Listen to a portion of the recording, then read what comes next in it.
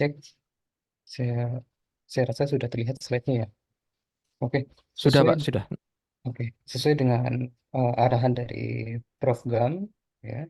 Jadi pada kesempatan sore ini kita akan sosialisasi kompetisi Regenten Robotik untuk stage 1 yaitu IEEE Indonesia Section Level. Sebagai saya, Aryo Dewibowo Muhammad Sidik, di sini saya merupakan PIC dari stage 1 ini. Oke.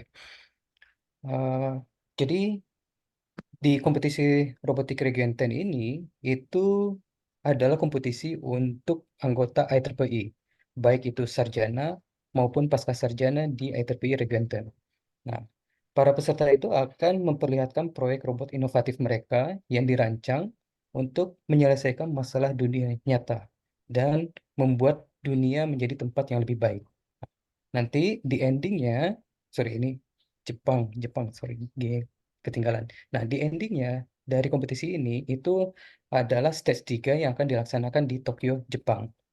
Nah, yang dapat berpartisipasi di Region 10 Competition ini itu adalah IEEE Student Member dan IEEE Graduate Student Member yang berasal dari institusi pendidikan yang terletak dalam batas geografis IEEE Region 10. Apabila mahasiswa atau peserta yang berminat untuk mengikuti kompetisi ini tapi belum menjadi anggota IEEE, nah itu disarankan untuk bergabung dengan IEEE khususnya pada stage 2 ini. Nah, jadi pada stage 1 yang pasti peserta itu berasal dari institusi pendidikan di Indonesia dan boleh belum member IEEE. Nah, apabila para peserta ini lolos di stage 1 dan masuk ke stage 2, itu diharapkan udah menjadi member IEEE nantinya. Jadi artinya dalam stage 1 ini terbuka luas nih kepada mahasiswa ya untuk mengikuti kompetisi ini. Nah, dalam kompetisi ini ada beberapa proyek teknologi robotika dan otomatis yang pasti itu harus inovatif dan bermanfaat. Bisa robot untuk kesehatan, bisa robot untuk tujuan kemanusiaan, bisa robot untuk pendidikan, bisa robot untuk penelitian, lalu bisa robot untuk pelayanan masyarakat atau kesadaran masyarakat, lalu bisa robot untuk menanggulangi tantangan perubahan iklim atau membantu keberlanjutan iklim. Lalu bisa robot untuk aplikasi industri, dan bisa juga robot untuk perdamaian dunia. Contoh kayak pencegahan penderitaan manusia dengan pendeteksi dan pembuangan ranjau darat misalnya, atau pengawasan dan pengendalian narkotika.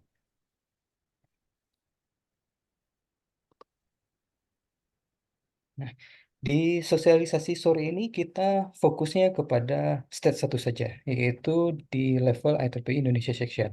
Dan itu dimulai dari Januari sampai akhir April. Nah, di endingnya stage 1 ini adalah nominasi dua tim yang akan eh, di diseleksi oleh Regenten. Nah, itu eh, nama dua tim ini akan diberikan paling lambat 1 Mei.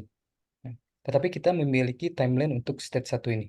Nah, setelah stage 1 itu masuk nanti adanya stage 2, yaitu dimulai pada sekitaran bulan Mei.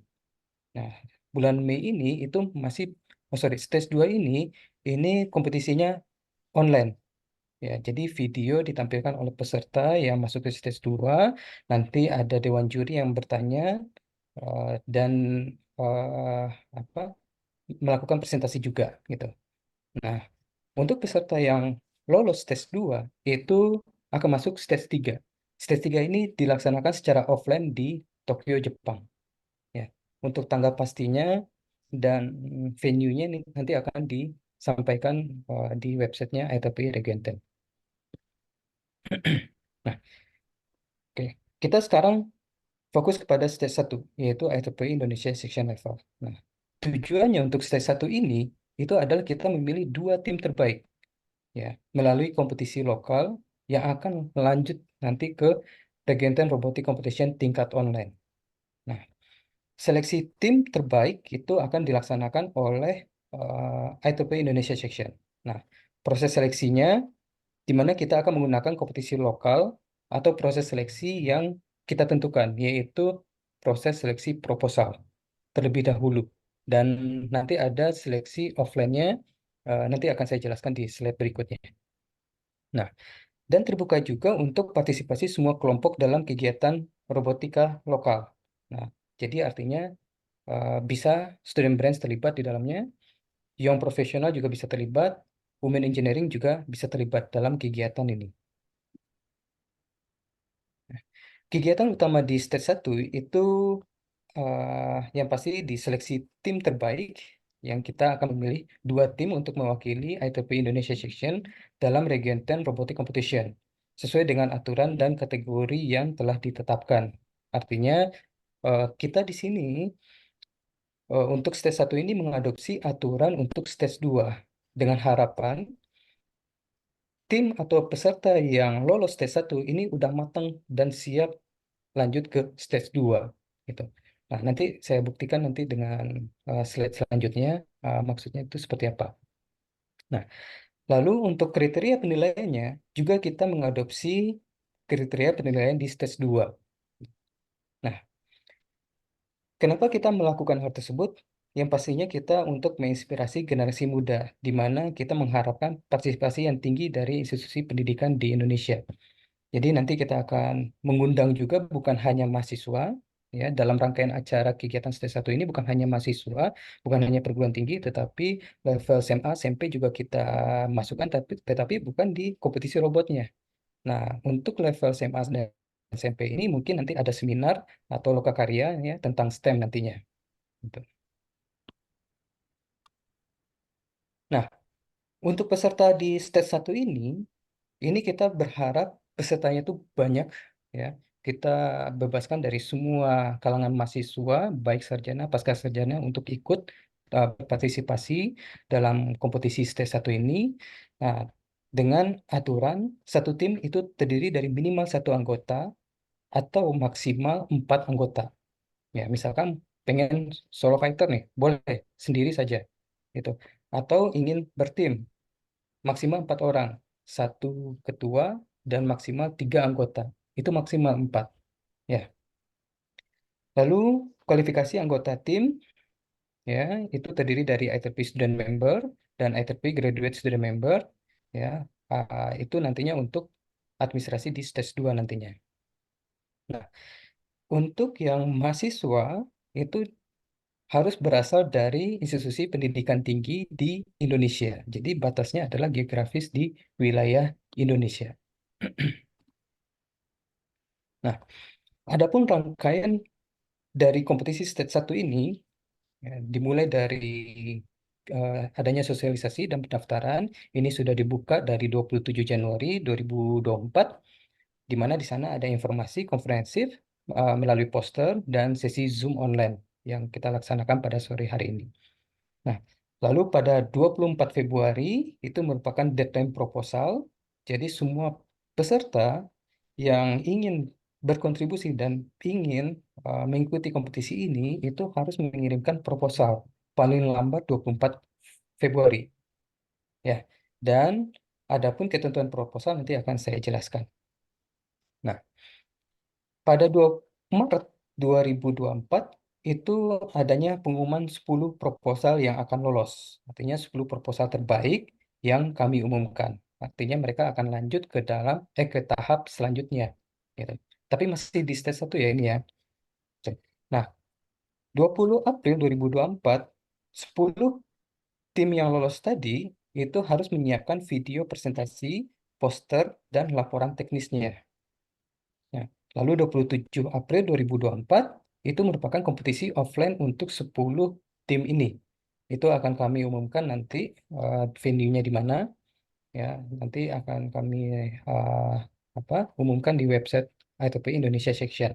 Nah, pada saat kompetisi offline ini itu peserta harus membawa robotnya ya, lalu membawa poster dan laporan teknisnya di acara. Nah, endingnya dari acara 27 April ini adalah pengumuman 2 tim pemenang yang akan kita masukkan ke stage 2 gitu. Nah, nanti 30 April 2024 ini adalah batas nominasi 2 tim yang akan dimasukkan ke Region 10. Artinya dua tim terbaik yang dinominasikan untuk mewakili ITB Indonesia Section untuk masuk ke stage kedua. Ini merupakan rangkaian kegiatan kompetisi di stage 1. Nah, adapun kategori kompetisinya, ya, untuk pengajuan proyek, ini proyek robotnya itu yang diikutsertakan itu harus merupakan proyek akademis. Lalu proyek robotika ini tidak boleh selesai sebelum Juni 2023. Atau itu pernah berpartisipasi di stage 3 kompetisi robot Regenten sebelumnya. Gitu. Nah, paling yang kita concernnya adalah eh, robot tersebut tidak boleh selesai sebelum Juni 2023. Nah, yang pasti robot ini harus inovatif dan sesuai untuk tujuan praktis dan memiliki potensi komersial. Nah, 3 poin di sini, inovatif, tujuan praktis, dan potensi komersial. Gitu. Nah, untuk kategori proyek robotikanya, sesuai yang saya sebutkan tadi ya, bisa robot untuk kesehatan, kemanusiaan, tujuan pendidikan, penelitian, layanan masyarakat, kesadaran masyarakat, lalu menanggulangi tantangan perubahan iklim, sorry, ya, lalu robot untuk aplikasi industri, lalu robot untuk perdamaian dunia, gitu. Ya, lalu untuk kategori tambahan, ya, ada 2 kategori tambahan, di mana pertama robot harus inovatif dan berguna. Nah, kategori di atas itu tidak bersifat membatasi. Bisa saja adik-adik memiliki robot yang inovatif dan bermanfaat. Nah, itu silakan saja untuk di-submit di stage 1 ini. Nah, adapun pengecualian robot yang tidak diperbolehkan, yaitu robot udara atau drone. Karena nantinya kalau robot adik-adik itu lolos, sorry, enggak. Karena ini kita mengacu kepada aturan di Jepang, hukum di Jepang. Di mana aturan hukum di Jepang itu tidak mengizinkan penggunaan robot terbang di tempat umum. Nah, adapun rubrik penilaian yang pasti tentang kegunaan proyek, ya. Lalu inovasi desain, lalu praktik teknik, lalu presisi rekayasa, fitur keamanan, ya, kinerja, validasi, verifikasi eksperimental, lalu proyek komersialisasi, lalu presentasi proyek, lalu perencanaan proyek, demonstrasi proyek, kerja tim, abstrak, aliran informasi, kesimpulan, dan tata bahasa. Semua ini dinilai di dalam rubrik penilaian stage 1 ini. Jadi adik-adik diharapkan untuk apa ya, fokusnya kepada poin-poin ini. Nah, bagaimana kami menilai apa di stage 1 ini nanti akan kami berikan di websitenya. Jadi artinya untuk kegunaan proyek ini seperti apa, rubrik penilaiannya itu akan kami berikan nanti di website. Gitu. Lalu adapun aturan kompetisinya. Nah, satu proyek itu per tim. Artinya, setiap tim hanya dapat mengajukan satu proyek untuk kompetisi. Nah, apabila tim mengajukan, artinya apabila satu tim mengajukan lebih dari satu proyek, ya itu tidak akan diterima. Nah, bahasa resmi kompetisi itu adalah bahasa Inggris. Nah, kompetisi ini akan diselenggarakan dalam bahasa Inggris. Nah, semua dokumen, termasuk dokumentasi proyek, itu harus dalam bahasa Inggris. Nah, untuk di stage 2 yang di mana ada stage 2 dan stage 3 di mana ada sesi tanya jawab dengan juri, itu tim diperbolehkan menyediakan penerjemah untuk membantu proses tanya jawabnya dengan tim juri. Nah, pengaturan oleh Indonesia Section di mana stage 1 itu diatur oleh ETP Indonesia Section dan kami mengacu pada panduan umum Region 10. Nah, nanti ITP Indonesia Section itu dapat memilih 2 tim untuk mewakili Indonesia Section yang akan masuk ke tahap kedua. Nah, proyek robotnya ini itu pasti merupakan proyek asli dan memiliki hak kekayaan intelektual. Artinya ini merupakan proyek originalitas dari tim. Nah, proyek robot ini harus bersifat original dan tidak boleh memplagiat materi atau proyek dari pihak lain. Penggunaan perangkat keras dari proyek lain atau robot komersial itu tidak diizinkan. Nah, bahkan penggunaan model CAD dari internet itu juga tidak diizinkan. Nah, nanti adanya pengumpulan video di mana video itu harus berdurasi maksimal 6 menit. Nah, dan harus terkait dengan formulir pengajuan yang diisi dengan benar. Nah, untuk dokumentasi itu yang diterima hanya sketsa yang sudah bersih, sketsa kasar dan catatan itu tidak akan diterima. Nah, peserta harus memadai dokumentasi fitur desain, komponen, dan program robot di dalam dokumentasi. Nah, dalam keputusan juri itu bersifat final ya untuk semua tahap kompetisi, baik stage 1, stage 2, atau stage 3. Nah, apabila adanya pelanggaran hak kekayaan intelektual, IEEE Regenten dan komite penyelenggara tidak akan bertanggung jawab. Ya. Nah, berarti di sini agar hal tersebut tidak terjadi, di stage 1 ini kita juga fokus kepada hak kekayaan intelektual. Jadi, sebelum ITP Indonesia Session memberikan nominasi tim, ya, ITP Indonesia Session itu pasti akan memastikan proyek ini tidak melanggar hukum, hak cipta, dan hak kekayaan intelektual. Nah, segala informasi perubahan aturan dari Regenten itu dapat dilihat di websitenya ITP Regenten. Dan ITP Regenten berhak mengubah aturan untuk menghilangkan ambiguitas. Nah, adapun template proposal untuk stage 1 ini, yaitu yang pertama adalah executive summary yang berisi tentang uraian singkat mengenai proyek robotika, tujuan, dan dampak yang diharapkan. Lalu anggota tim dan kontribusi, di mana berisikan tentang daftar anggota tim dan rincian kontribusi masing-masing anggota. Lalu adanya pemaparan tentang strength-nya tim tersebut untuk mendukung keberhasilan proyek. Nah, lalu ada pemurnian ide proyek, di mana ini harus menjelaskan proses pemikiran dan pengembangan ide proyek tersebut.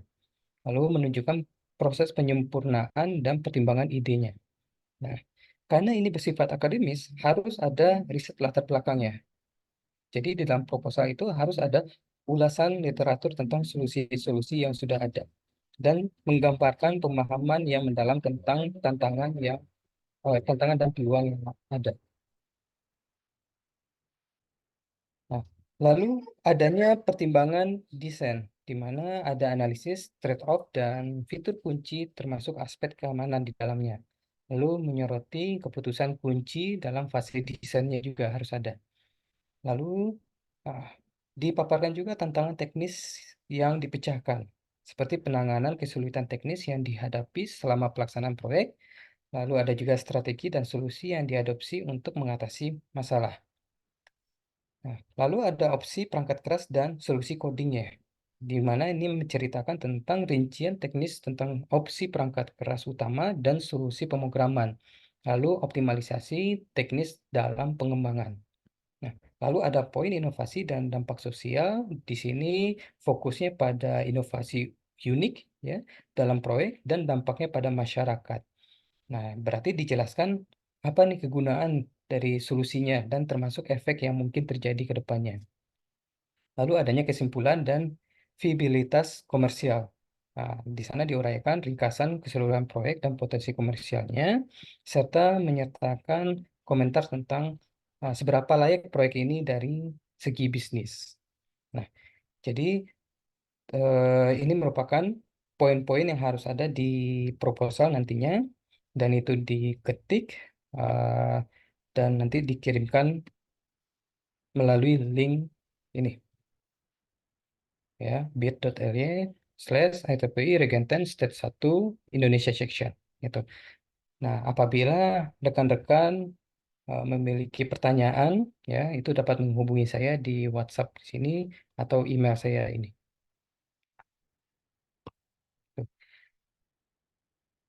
Oke, sekian pemaparan dari saya. Mungkin kita masuk ke sesi pertanyaan dan diskusi. Silakan. Oke, baik. Ini sudah ada pertanyaan. Eh, ya, sebentar. Saya cek. Iya, oke. Pertanyaannya mudah ini. Apakah boleh satu universitas mengirimkan lebih dari satu tim? Jawabannya boleh ya. Yang tidak boleh tadi adalah kalau tim yang sama mengirim lebih dari satu. Tapi kalau ini ada dua tim yang berbeda berasal dari satu universitas yang sama, ya tidak masalah. Ya, jadi itu kayaknya jawabannya. Yang jelas orang-orangnya harus beda di dalam dua tim ini. Itu mungkin ya. Barangkali ada pertanyaan lain? Ya, terima kasih sama-sama.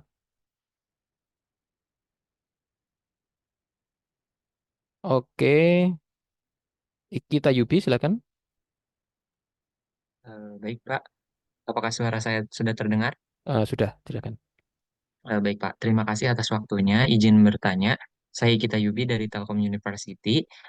Untuk pembiayaan dari robotiknya sendiri, apakah jika kami mendapatkan atau kami lolos di tahap stage pertama untuk 10 besar itu, apakah nanti akan ada pendanaan dari pihak IEEE Indonesian Section atau bagaimana, Pak?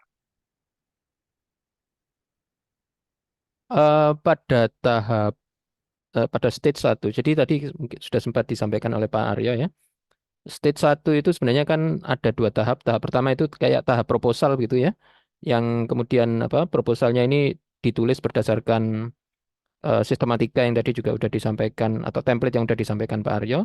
Kemudian dikumpulkan melalui link yang tadi juga sudah di-share oleh Pak Aryo. Nah, dari situ nanti ada juri yang akan menilai proposal-proposal tersebut. Nah, kemudian di antara semua proposal itu kita akan coba memilih 10 ya berdasarkan proposal itu untuk diundang mendemonstrasikan apa ya robotnya ya.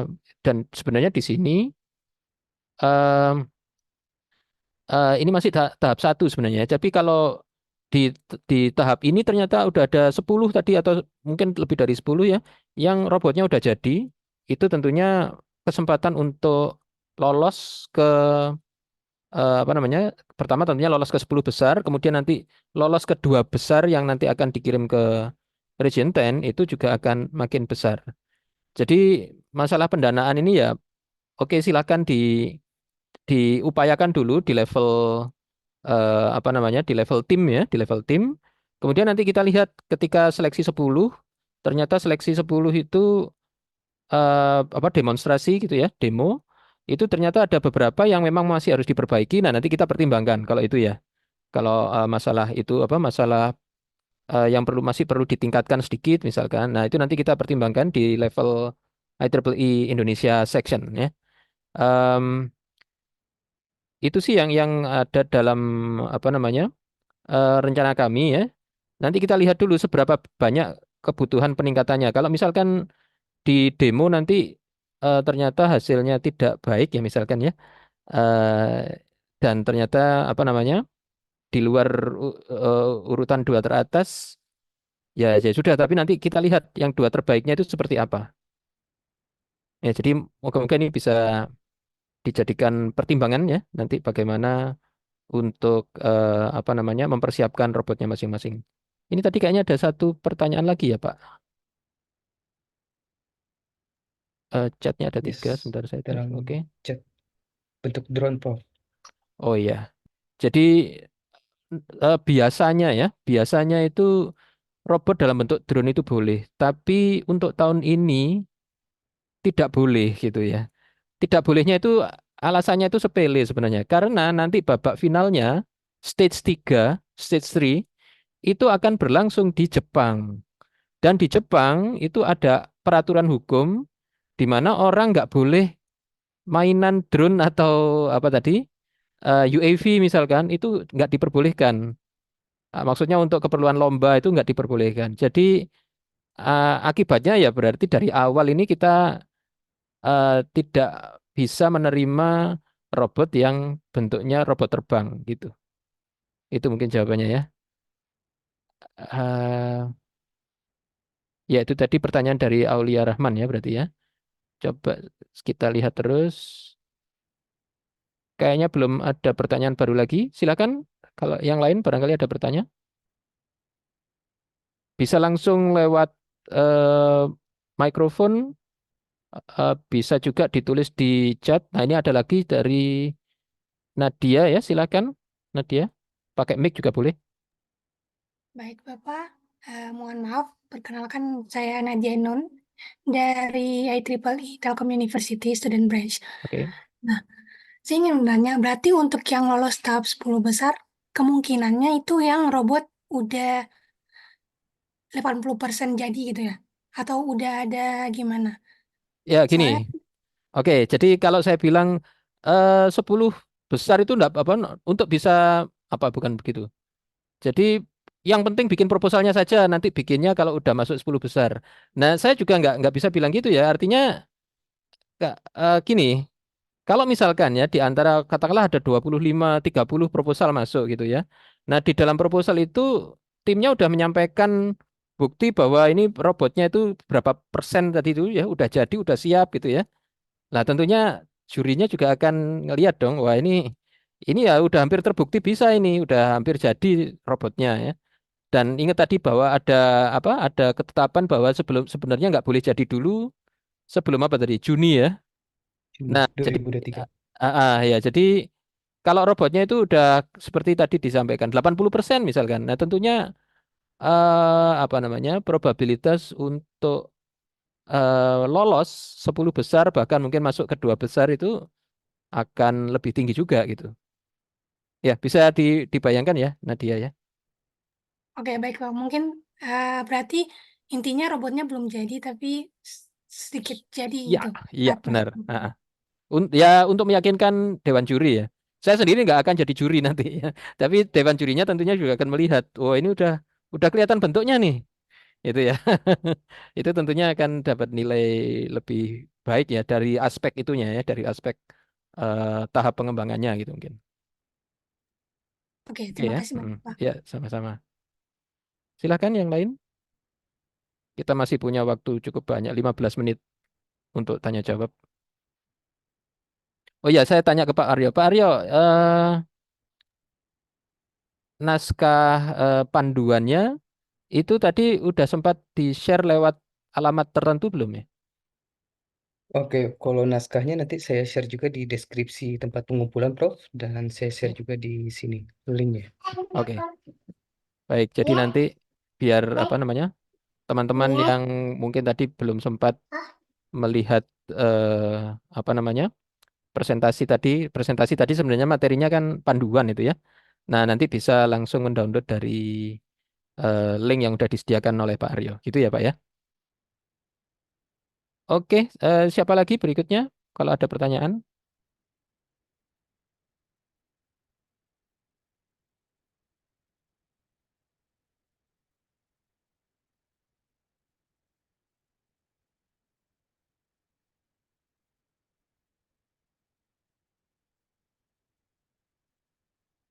Ini nanti pemenangnya jelas dua besar apa dua itu akan diadu dengan tim-tim dari negara lain ya di apa namanya IEEE Region 10 atau Asia Pasifik.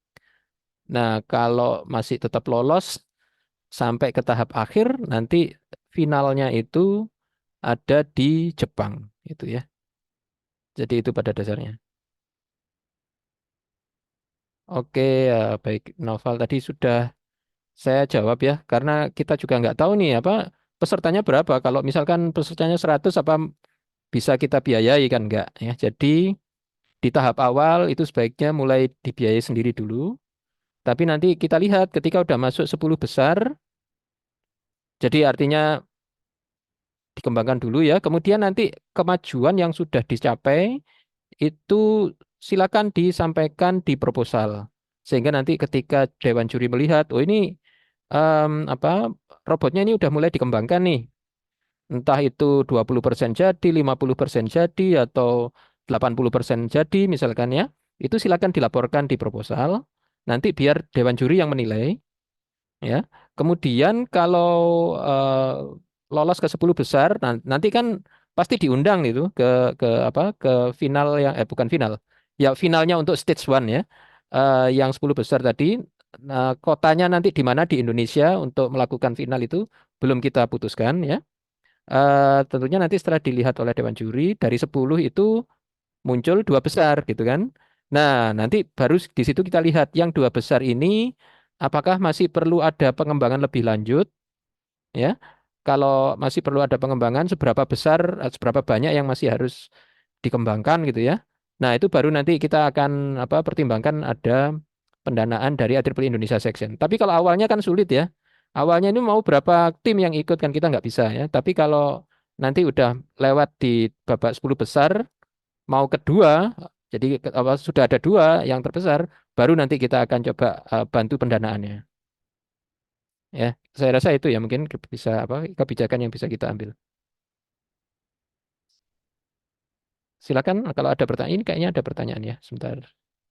Saya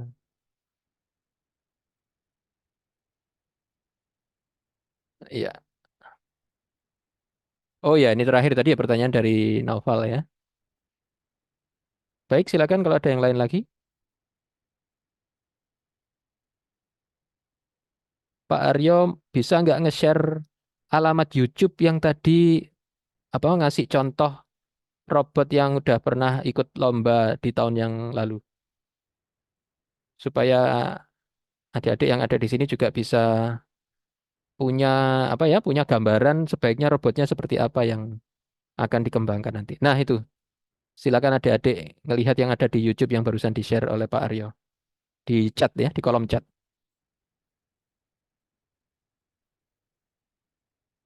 Silakan kalau masih ada pertanyaan.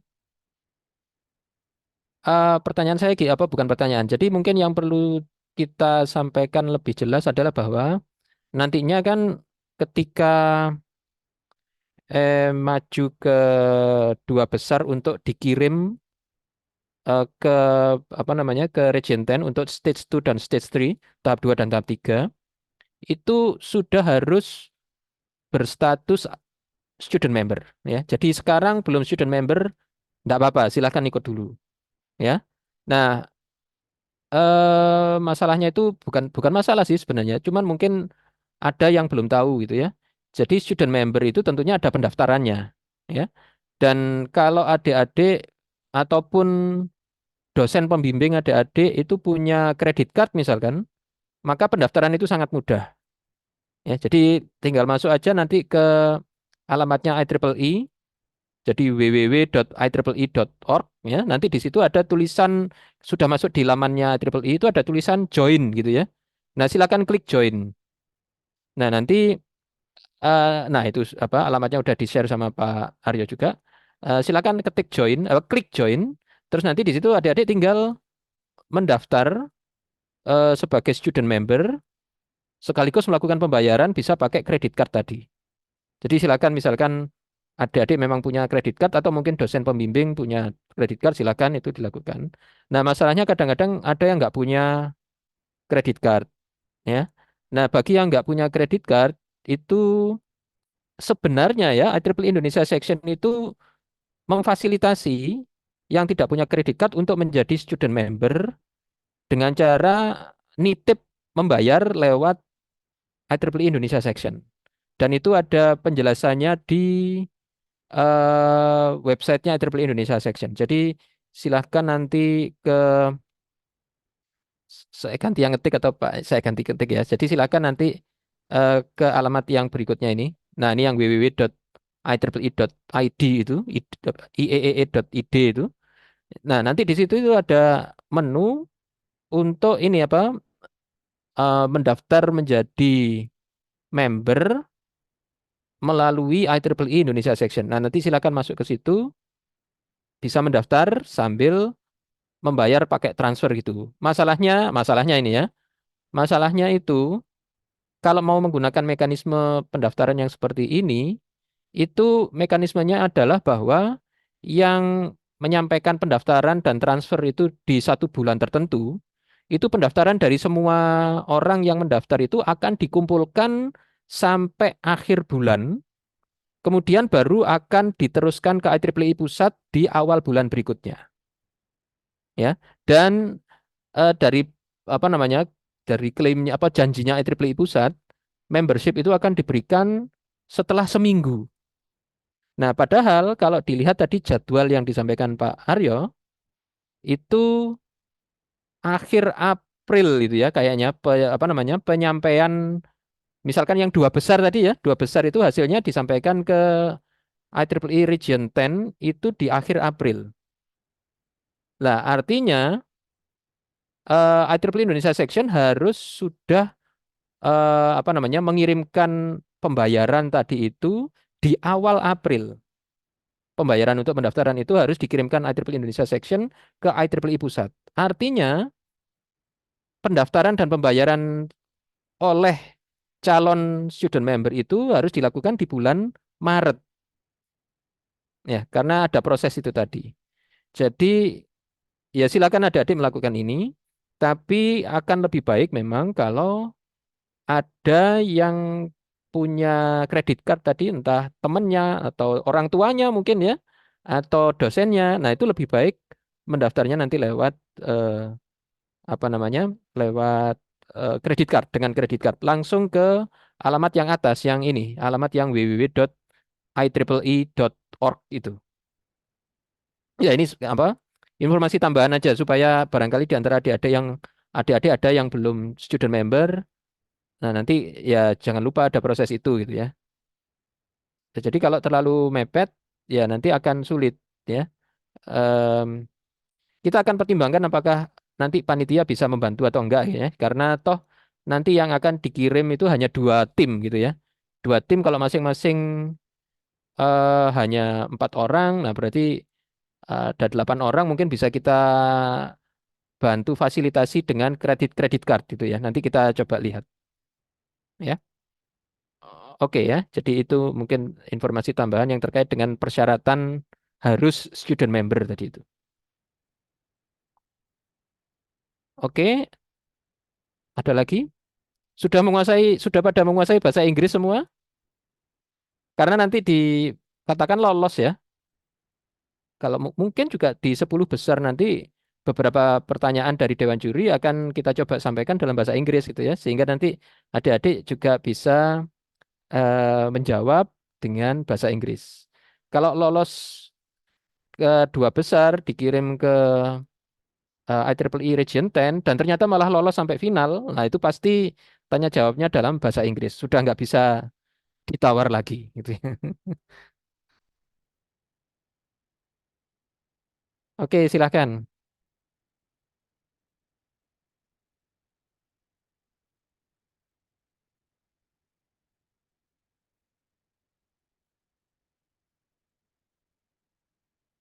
Oke,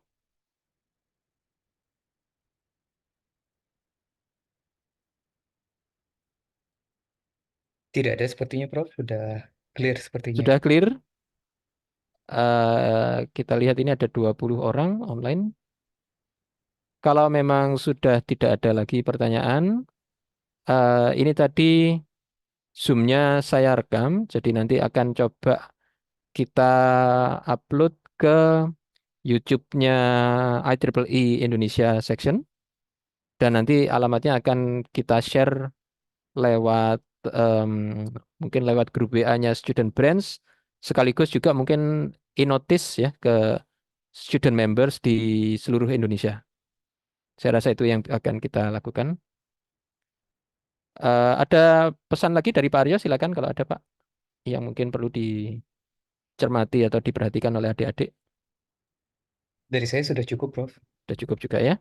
Ya, Baik, ini tadi apa namanya informasi yang bisa kita sampaikan, sosialisasi mengenai kompetisi robotika Region 10. Dari paparan tadi, paparan Pak Aryo itu udah jelas bahwa ini kompetisi yang sifatnya sangat beda dengan kontes-kontes robot yang lain. Jadi ini sangat bergantung pada kreativitas adik-adik sebagai pembuat robotnya. Karena tujuannya bisa macam-macam tadi ya. Jadi mungkin ada yang mengajukan robot pembersih sampah kayak tadi mungkin, atau ya mungkin jangan meniru itu lagi itu ya, yang lainnya lagi ya. Robot untuk macam-macam lah ya, saya nggak bisa membayangkan sampean. Karena ada banyak tadi itu ya. Untuk industri, untuk macam-macam ya, untuk keperluan menyelesaikan permasalahan yang ada yang real yang ada di masyarakat ya. Jadi silakan adik-adik nanti dengan dosen pembimbingnya masing-masing tentunya ya, mulai mereka reka menciptakan, mendesain robot masing-masing yang nanti akan didaftarkan ke kompetisi robotika ini. Demikian dari dari kami, saya dan Pak Aryo mewakili IEEE Indonesia Section. Tentunya proposal dari adik-adik akan sangat kami tunggu ya. Kami harapkan dan semoga ada yang nantinya akhirnya lolos sampai ke stage 2 bahkan stage 3 dan barangkali bisa sampai juara gitu ya. Jadi moga-moga kita di Indonesia juga bisa berprestasi di tingkat internasional dalam wadah IEEE ya. Baik, dengan demikian kita tutup sosialisasi kita pada siang sore hari ini. Sekali lagi semoga sukses untuk adik-adik semua. Terima kasih. Wassalamualaikum warahmatullahi wabarakatuh. Waalaikumsalam warahmatullahi Waalaikumsalam. Terima kasih banyak Bapak. wabarakatuh. Ya, sama-sama. Semoga sukses semua. Berhasil mengajukan robot semua ini. Baik, dengan demikian bisa kita tutup ya Zoom-nya. Silakan kalau ada pertanyaan mengontak ke Pak Aryo sesuai di alamat yang ada di presentasi tadi. Terima kasih. Saya tutup Zoom-nya. Ya, sampai ketemu lagi. Ya, Terima kasih, Prof. ya, makasih semuanya. Ya.